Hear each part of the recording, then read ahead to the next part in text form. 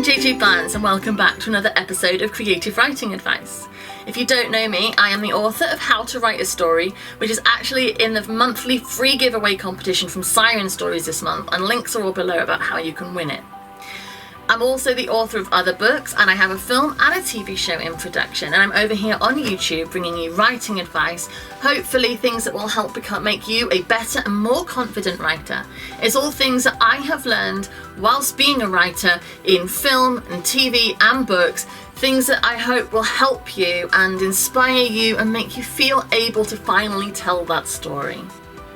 So today I'm going to be talking about how to make your audience cry. Now this sounds kind of mean, but go with me. See, if you make your audience cry on purpose, not because your book is terrible, but because you actually want them to cry, it shows that they have emotionally connected with your work. It feels real, your writing is good enough that they are feeling it in them, and when you devastate them, they are devastated. If you try and devastate somebody and they're like, oh, that's sad, it's not real, it doesn't stick with them. But if you try and devastate them and they are ugly crying, they are blotchy, there is snot, it means you've done your job. It means that your writing has worked, your story has affected them, it has moved them, and you've connected with them then. The stories you remember most are the ones that have an emotional impact on you. It doesn't have to be tears, it can be joy or fear. But the ones you forget, the stories that you just experience and move on from, are the ones where afterwards you don't feel anything. You might have thought, that was alright, next. But it didn't get you, it didn't connect with you, your soul wasn't changed for that story. And that means your story was mediocre. You want to get them. You want to either have them feeling really happy, or really scared, or really excited, or, in this case, really sad. So let's think about some of the stories that we know and love that make us really, really sad. An obvious one would be Titanic. Obvious what the tragedy is there. The boat sinks. But why is it so powerfully emotional? It's not because of all of those people who died, which, believe me, I know is absolutely tragic. But if you hadn't had Jack and Rose, I don't think as many people would have been emotionally devastated by that story. Because people en masse being hurt is devastating and awful to experience, but you haven't emotionally connected with an individual. And the reason Jack and Rose's story on the Titanic makes people so devastated is because you have hope for their future. They are building to something. You have connected with them. You have watched them. You have seen him alone, her with the wrong partner, and you've watched them as they come together and find hope. There is a story in their future that if the boat hadn't sunk would be told, and it would be a love story. And because their future is right there waiting for them, you know that if that boat can just make it to land, if people can save them, they are going to have this incredible life together. And then it's stolen. It's their romantic relationship, their bond, that is so devastating. And then of course, when the ship is going down, you're going around individual cabins. You're seeing the old couple lying together in bed. You're seeing the mother reading to her children. It's those scenes that have moved people and broken them, and I include myself here. I mean, I am trying to hold it together just talking about it. Because it's those scenes with those individuals, those people who you have formed an emotional bond to, dying, that is the pain.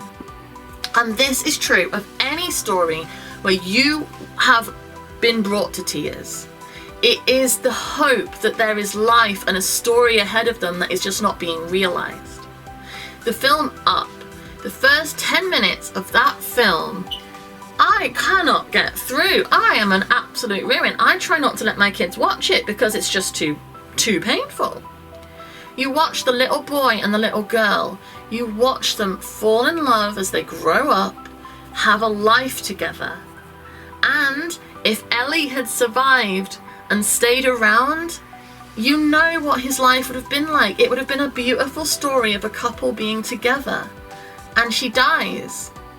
She is taken away from him, and that future, that time together, is ripped away. Oh, it's really sad, but it's such an important thing to do. If you want to move people to tears, if you want your sad story to really have an effect, what future is right there waiting for them? What could they achieve if there wasn't some terribly sad circumstances? What joy is waiting for them? And you steal it. If you don't take the time to show your audience what beautiful reason they have to connect with those characters, what future is there waiting for them, what is there, what potential could be realized if tragedy doesn't strike. When tragedy does strike, it won't affect them. They will not be moved to tears. I mean, they might if they're particularly sensitive, and that's fine, but most people, we're kind of used to stories, and we're used to pain, and we're used to sadness, and we don't get moved to tears that easily. Give your audience a reason to care about your characters, who you're going to, have some horrible tragedy strike. A reason to care. You care about Jack and Rose because you can see how happy they are together and how sad they were apart. You can imagine that future waiting for them. You can see that potential, and it's snatched away. Give your audience a reason to care about them before you strike with them with tragedy. That's important. And make sure your audience can see the future waiting, the beautiful situation that they could find themselves in, the love or the happiness or the adventure or the excitement or the joy. Something. It's waiting, and you snatch it away. If they don't know the future's going to be there waiting for them, it won't matter as much.